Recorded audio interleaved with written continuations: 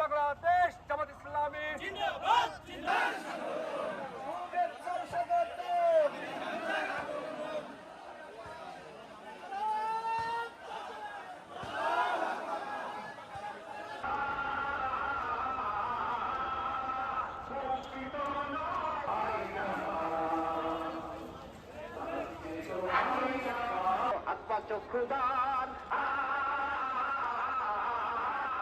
আমরা আশা করি বাংলাদেশ জামাত ইসলামী যদি রাষ্ট্র ক্ষমতায় আসে অবশ্যই তারা কোরআন এবং ইসলাম মাফিক রাষ্ট্র কায়েম করবে এবং কোরআনের আইন দিয়ে বাংলাদেশটা পরিচালিত হবে।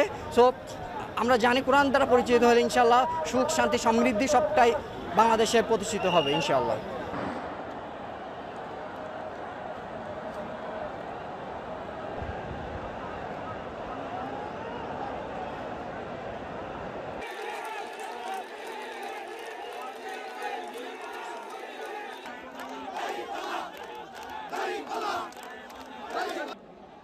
সম্মানিত জনাব আবুল হাসান সাহেব, নতুন ব্যবস্থায় নতুন বাংলাদেশ গড়ে তোলা হবে ইনশাআল্লাহ।